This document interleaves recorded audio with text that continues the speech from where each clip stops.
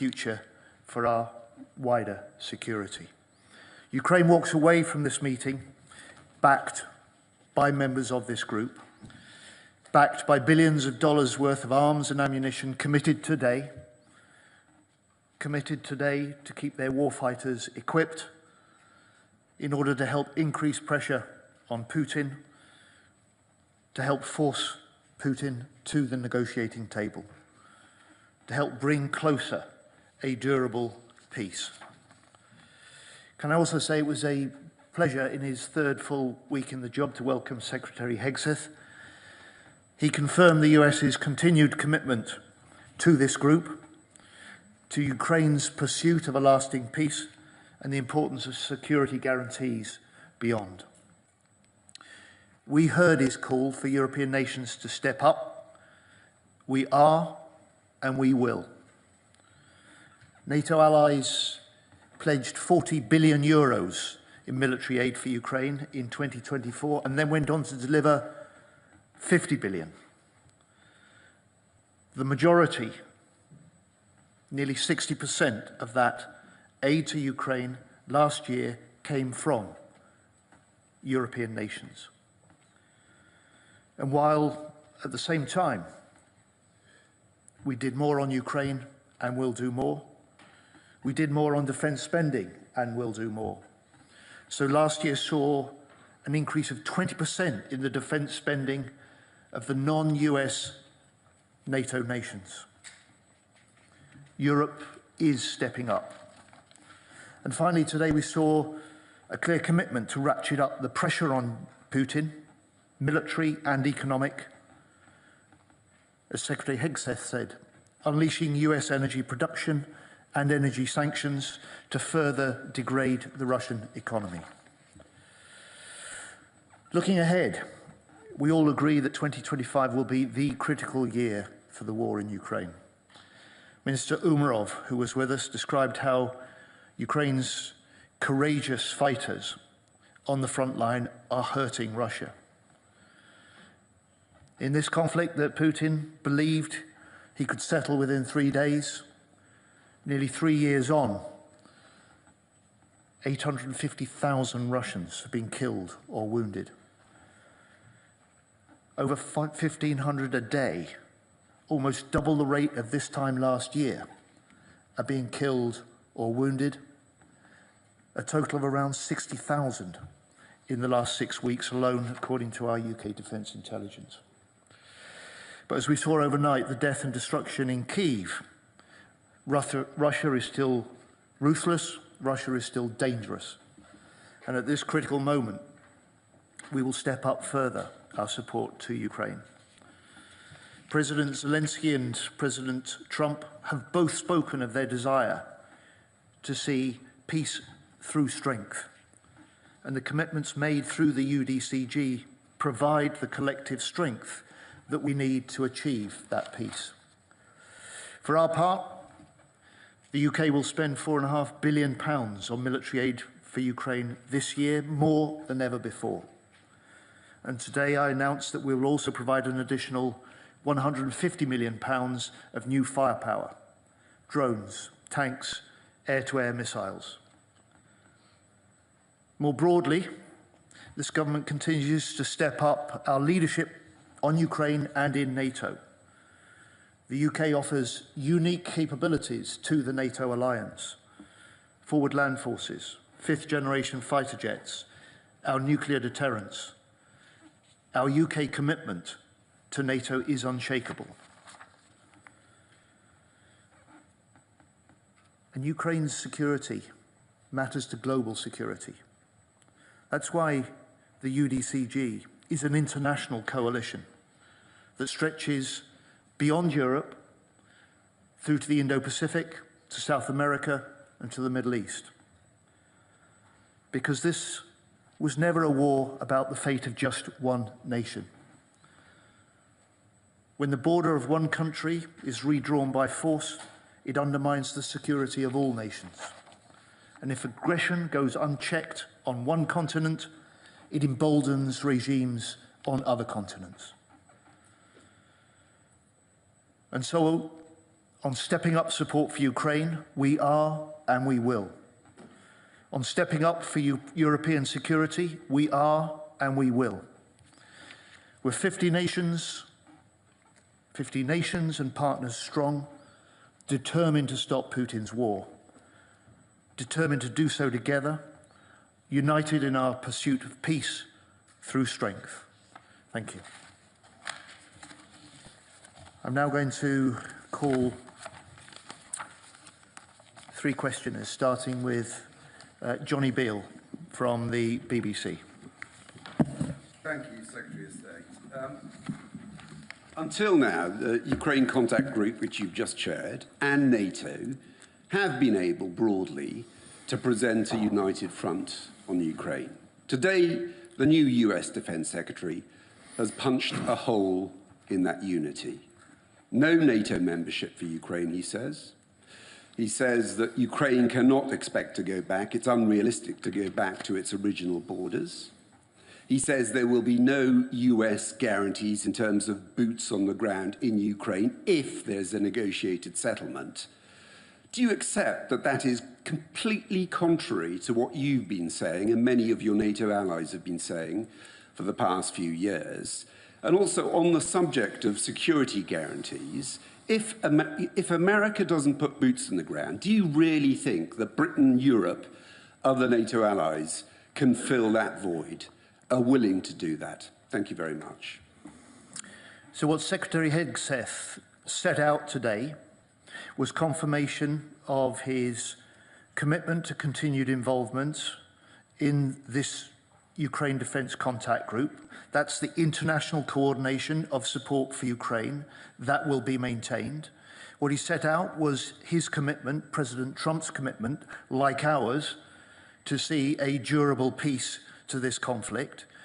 And what he set out was a determination to work alongside, but also see other nations, especially in Europe, stepping up to support Ukraine, which we will, stepping up to do more on European security, which we will, stepping up to do more on defence spending, which we will.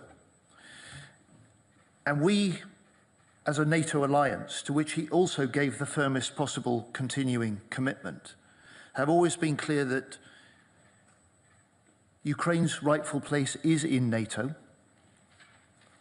That is a process that will take some time.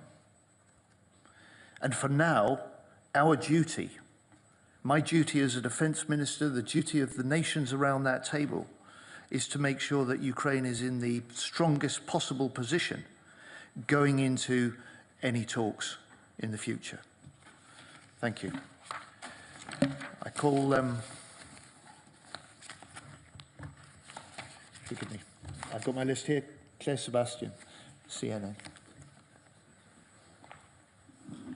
Thank you very much for taking my question. I want to follow up on the comments around the US Defense Secretary ruling out NATO membership for Ukraine as part of a peace settlement. Look, no one ever suggested that that was imminent, and certainly not the Biden administration, but do you think spelling it out like that risks looking like capitulating to one of Moscow's key demands when clearly they are looking for signs of weakness in this transatlantic alliance? So the nations around the table, the UK is strongly behind President Trump's determination to secure an end to this conflict, to secure what he has said he wanted, which is a durable peace.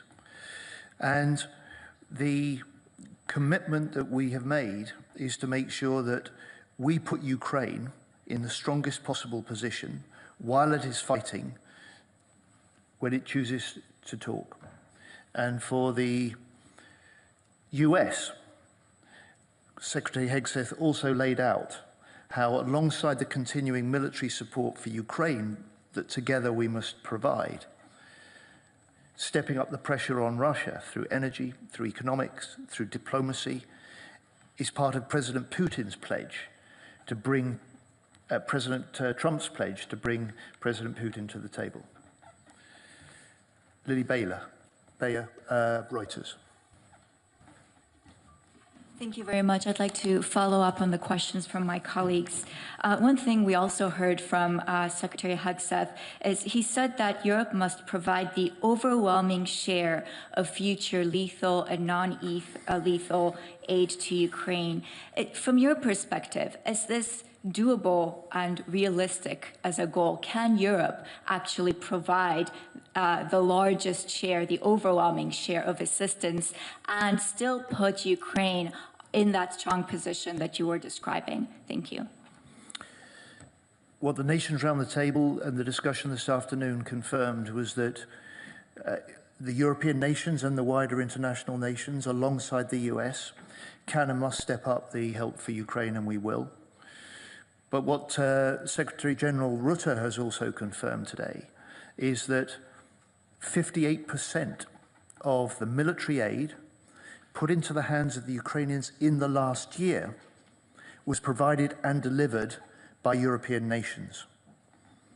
So we are stepping up the support for Ukraine. We will do more. We'll do that alongside the Americans, and we will do that to support the President Trump's pledge to bring Putin to the table and to secure a durable, lasting peace to this war in Ukraine. Thank you very much.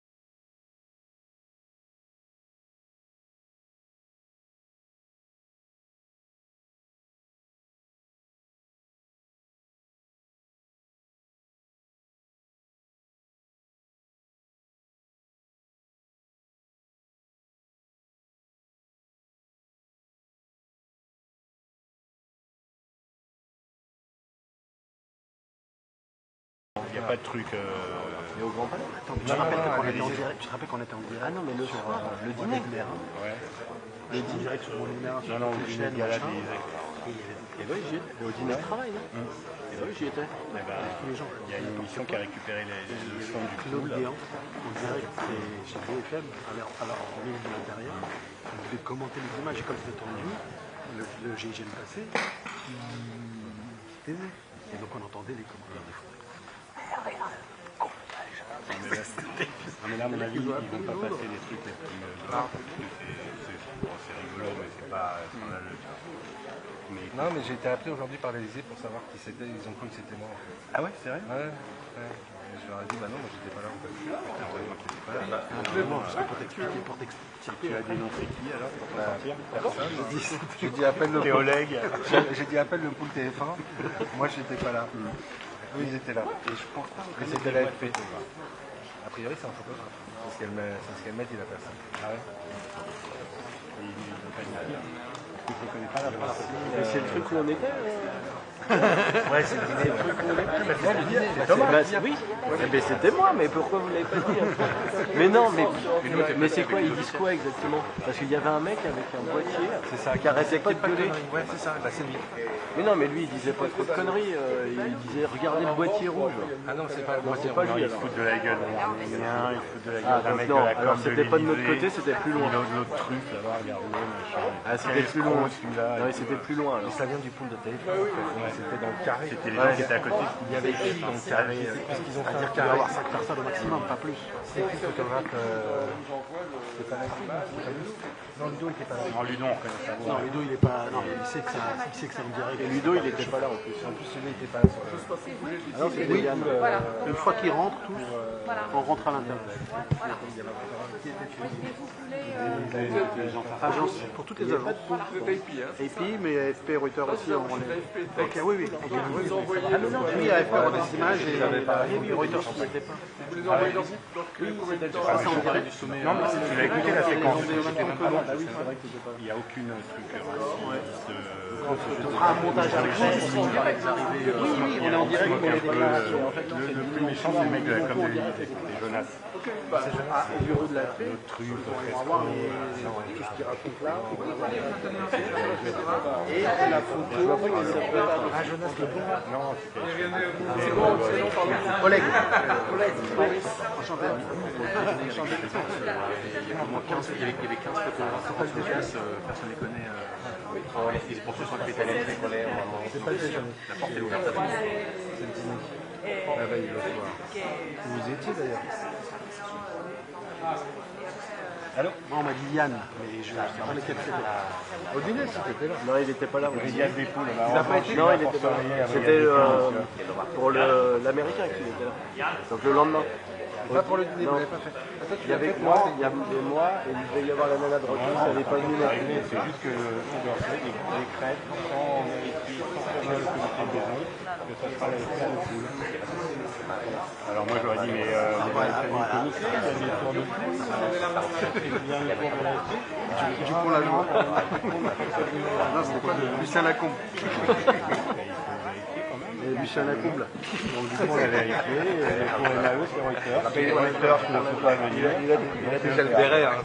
Il manque la baguette et la plaquette de beurre. Même Lucien Lacombe. Non, on l'a pas fait encore. Je vous assure que j'ai pas de jupe dans mon sous-sol. Je n'en ai pas. Ouais. Ouais. Par contre, les ont trouvé qui étaient là. D'accord. Diffuse en direct et en full. Donc normalement, j'imagine que c'est. D'accord. Pourquoi ça se passe au MAE demain? D'accord. Mais alors c'est pour ça que vous n'avez pas fait ça. Bien sûr. Bien sûr. C'est juste. C'est dans la braquette. Non, mais je sais pas si tu me dis que c'est la raison pour laquelle vous avez pas fait de demande comité dans ce soir. Ah, d'accord. Et quand est-ce qu'il t'a dit ça, Mohamed? Bonjour. Mais quand? C'est bien, mais ça n'a rien à voir avec Ah oui. Ah, bah, d'accord. Bah oui, c'est là, je sais pas quoi dire. Ça m'a fait la... Si je repasse une image... Ah oui, non, mais là, à 5 minutes de l'arrivée, tu vois, c'est la conférence de travail. Une photo de famille et un tour de table.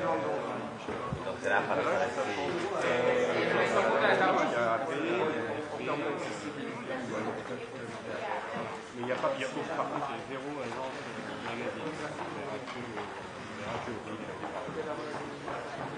Voilà. Donc, voilà, qu'elle s'occupe.